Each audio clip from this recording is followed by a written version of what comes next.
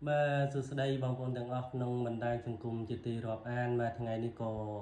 យកអង្គនៃវត្ថុស័ក្តិសិទ្ធិមួយមុខយកមកថតបង្ហាញបាទនេះគឺជាប្រភេទនៃ fossil សត្វឆ្លើង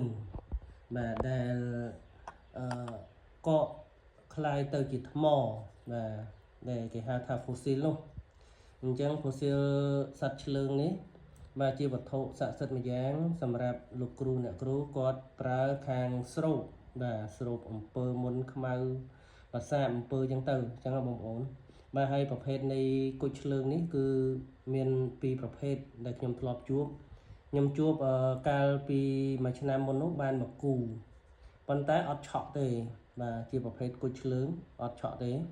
ហើយប្រភេទគុជឆ្លើងឬហៅថា fossil ឆ្លើងនេះ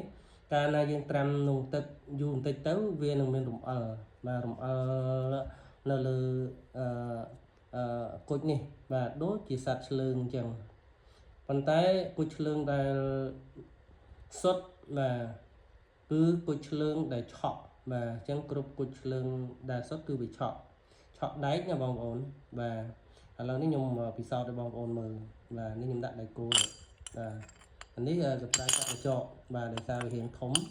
អញ្ចឹងទៅវាធម្មតាដូចដៃឆក់យើងទៅណាបងប្អូនកាលណាតែធំពេកវាអាចអត់ស្រូបជាប់ទេអានេះគឺឆក់បងប្អូននេះឆក់បាទប្រភេទគុជឆ្លើង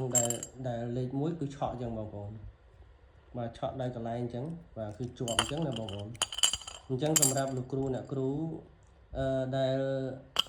មើលជំងឺដោះអំពើហ្នឹងគេប្រើសម្រាប់ខាងស្រូបបាទខាងស្រូបបាទជាប្រភេទគុជឆ្លើងបាទដែលគេហៅថា fossil ឆ្លើងនោះលោកគ្រូគួយគាត់ហៅថាគុជរបស់ក្របីពីព្រោះសត្វឆ្លើងវាកើតពីក្របីអញ្ចឹងណាបងប្អូនបាទអញ្ចឹងហើយប្រភេទគុជឆ្លើងលេខ1គឺវាឆក់អញ្ចឹងណាបងប្អូនបាទឆក់ដូចតែឆក់អញ្ចឹងបាទគឺជាវត្ថុមួយដែលកម្រអញ្ចឹងសត្វដែលកើតទៅជា fossil នេះគឺមិនតិចឆ្នាំទេបងប្អូនគិតថាតម្រាំនឹងកកคล้ายទៅជាថ្មទៅជា fossil នេះវាអាចចូលរាប់រយឆ្នាំអញ្ចឹងបងប្អូនបាទជាប្រភេទគុជឆ្លើងបាទគាត់ថតបង្ហាញឲ្យបងប្អូនមើលបាទ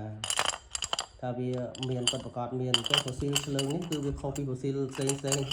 fossil ផ្សេងអត់ឆក់ទេតែបើ fossil ឆ្លើងនេះគឺឆក់បាទដូចឆ្លើងទៀមអញ្ចឹងបងប្អូនបាទសូមអរគុណសូមជម្រាបលា